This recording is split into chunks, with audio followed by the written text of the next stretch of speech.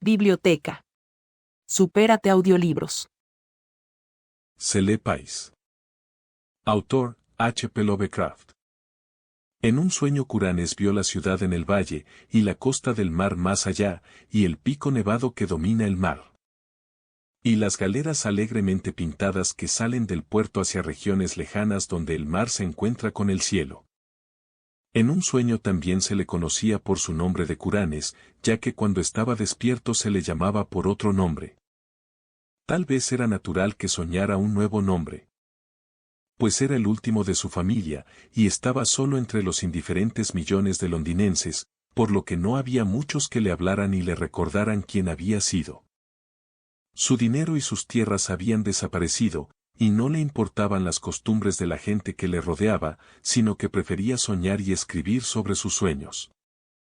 Aquellos a quienes se lo enseñaba se reían de lo que escribía, por lo que, al cabo de un tiempo, se guardó sus escritos para sí mismo y, finalmente, dejó de escribir. Cuanto más se alejaba del mundo que le rodeaba, más maravillosos se volvían sus sueños, y habría sido bastante inútil tratar de describirlos en papel. Kuranes no era moderno, y no pensaba como otros que escribían.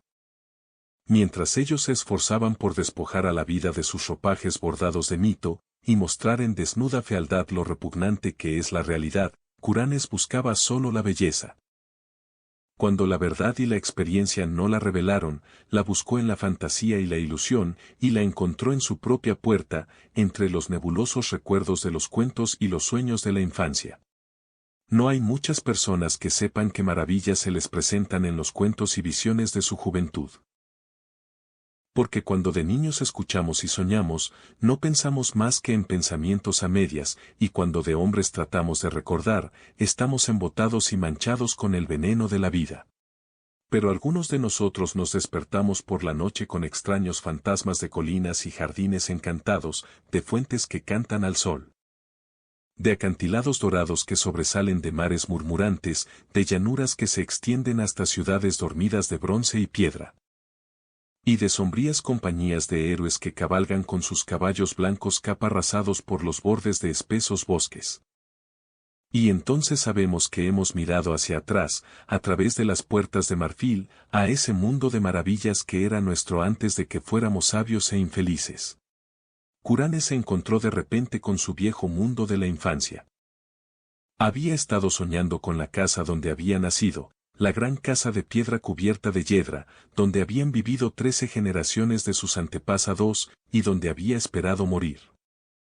Era la luz de la luna, y se había escabullido en la aromática noche de verano, a través de los jardines, bajando por las terrazas, pasando por los grandes robles del parque, y a lo largo del largo camino blanco hacia el pueblo.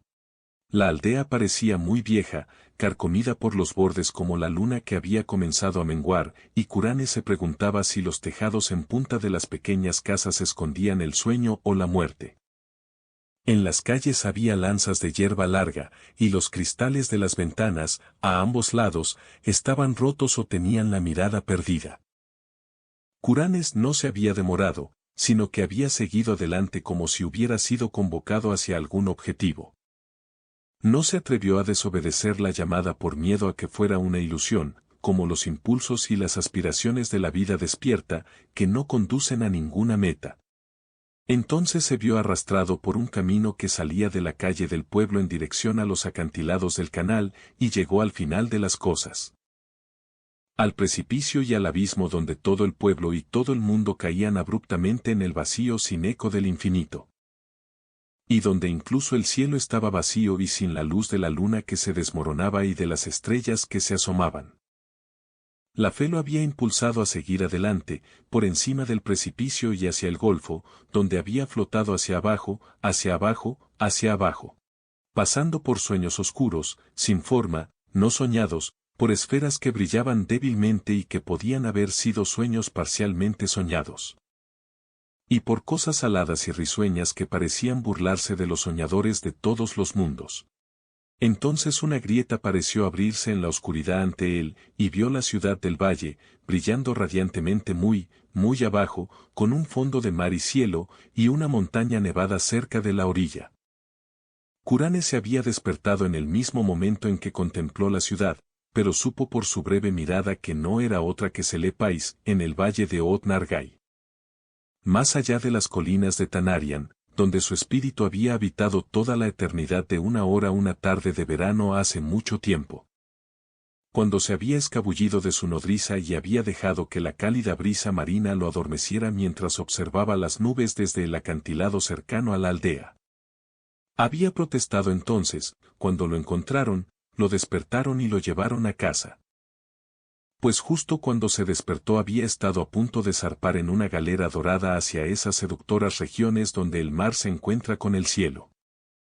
Y ahora se sentía igualmente resentido al despertarse, pues había encontrado su fabulosa ciudad después de 40 fatigosos años. Pero 3 noches después Kuranes volvió a Selepais. Como antes, soñó primero con la aldea dormida o muerta, y con el abismo por el que había que flotar silenciosamente.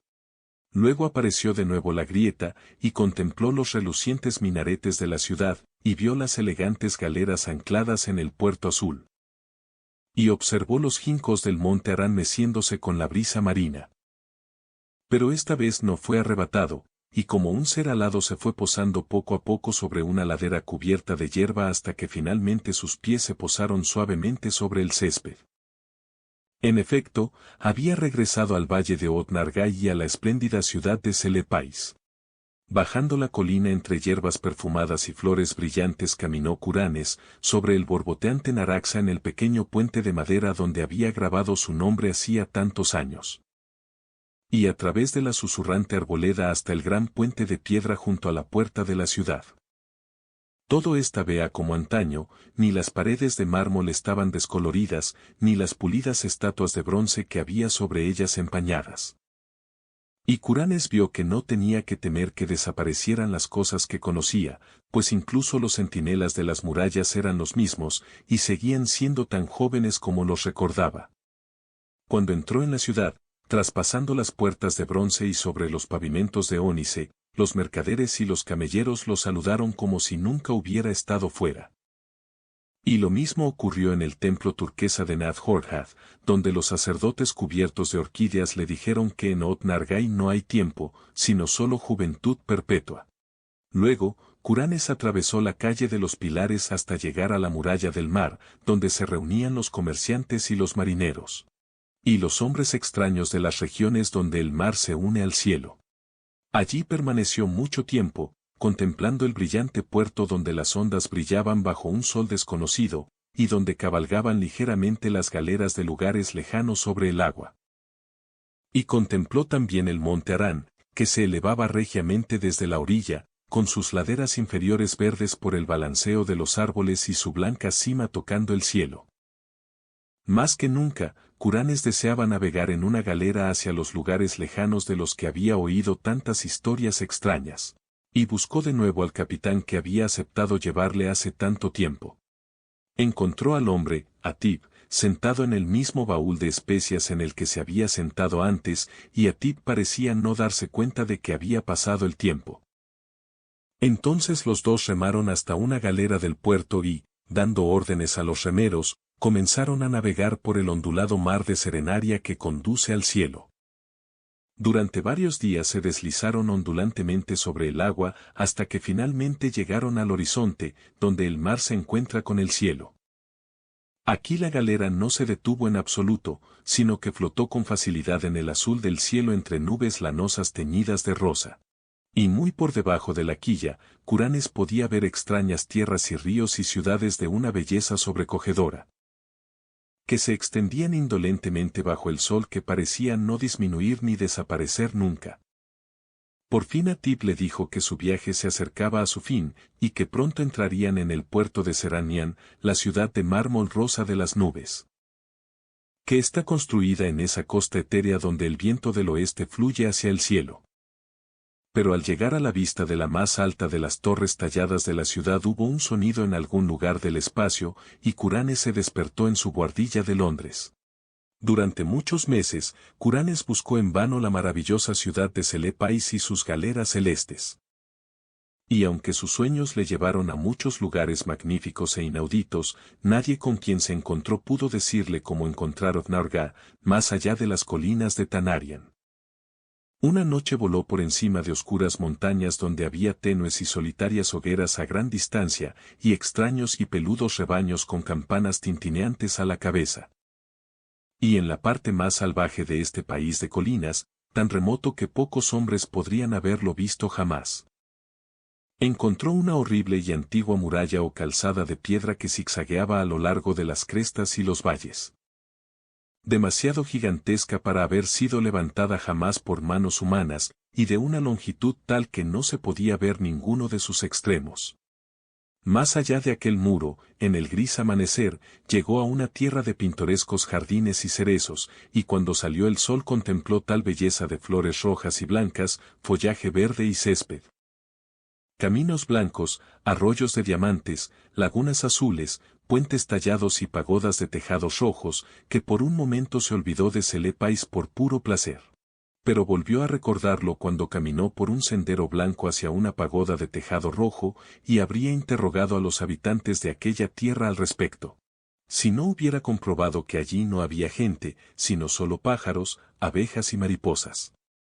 Otra noche, Curane subió sin cesar por una húmeda escalera de caracol de piedra, y llegó a la ventana de una torre que daba a una gran llanura y a un río iluminado por la luna llena. Y en la silenciosa ciudad que se extendía desde la orilla del río creyó contemplar algún rasgo o disposición que ya conocía.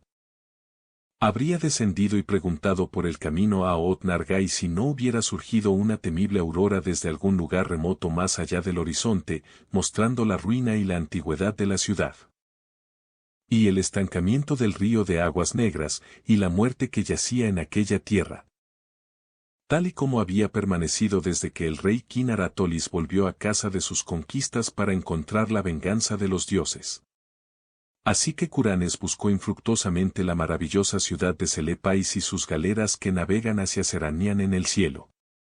Viendo entre tanto muchas maravillas y escapando una vez a duras penas del sumo sacerdote que no debe ser descrito, que lleva una máscara de seda amarilla sobre su rostro y habita solo en un monasterio de piedra prehistórico en la fría meseta desértica de Len. Con el tiempo se impacientó tanto por los sombríos intervalos diurnos que empezó a comprar drogas para aumentar sus periodos de sueño.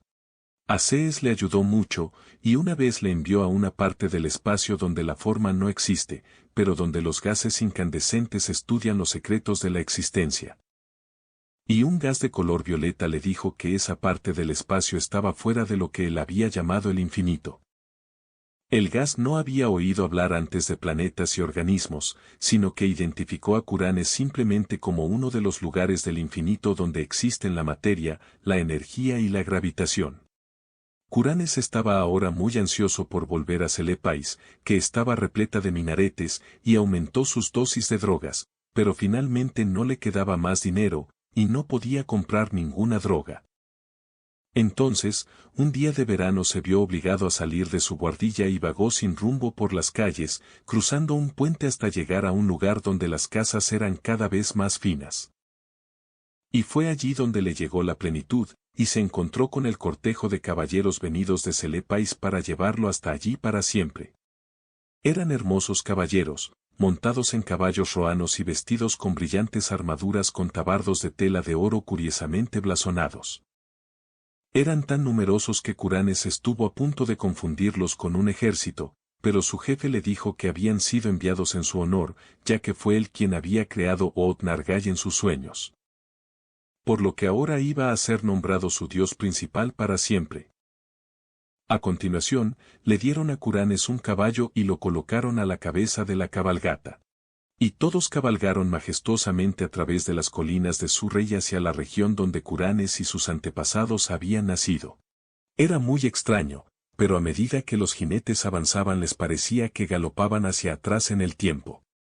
Porque siempre que pasaban por un pueblo en el crepúsculo solo veían casas y aldeanos como los que podrían haber visto Chaucer u otros hombres antes que él. Y a veces veían caballeros a caballo con pequeñas compañías de criados. Cuando oscureció, Viajaron más rápidamente, hasta que pronto volaron misteriosamente como si estuvieran en el aire. En el tenue amanecer llegaron a la aldea que Curanes había visto viva en su infancia, y que estaba dormida o muerta en sus sueños. Ahora estaba viva, y los aldeanos madrugadores hacían reverencias cuando los jinetes bajaban con estrépito por la calle y se desviaban hacia el camino que termina en el abismo de los sueños. Curanes ya había entrado en ese abismo solo de noche, y se preguntaba cómo sería de día. Así que observó con ansiedad cómo la columna se acercaba a su borde. Justo cuando galopaban por el terreno ascendente hacia el precipicio, un resplandor dorado surgió en algún lugar del este y ocultó todo el paisaje en cortinas refulgentes. El abismo era un caos hirviente de esplendor rosado y cerúleo. Y voces invisibles cantaron exultantes cuando el séquito de caballeros se precipitó por el borde y flotó grácilmente hacia abajo entre nubes brillantes y destellos plateados. Los jinetes descendieron sin cesar, con sus corceles palmeando el éter como si galoparan sobre arenas doradas. Y entonces los vapores luminosos se separaron para revelar un mayor brillo, el brillo de la ciudad de Selepais, y la costa del mar más allá, y el pico nevado que domina el mar. Y las galeras alegremente pintadas que salen del puerto hacia regiones lejanas donde el mar se encuentra con el cielo. Y Curanes reinó a partir de entonces sobre Ot-Nargai y todas las regiones vecinas del sueño, y celebró su corte alternativamente en Selepais y en la Serania de las nubes. Todavía reina allí, y reinará felizmente para siempre. Aunque debajo de los acantilados de Innsmouth las mareas del canal jugaron burlonamente con el cuerpo de un vagabundo que había tropezado con la aldea semidesierta al amanecer. Jugaron burlonamente, y lo arrojaron sobre las rocas junto a las torres Trevor cubiertas de yedra. Donde un cervecero millonario notablemente gordo y especialmente ofensivo disfruta de la atmósfera adquirida de la extinta nobleza.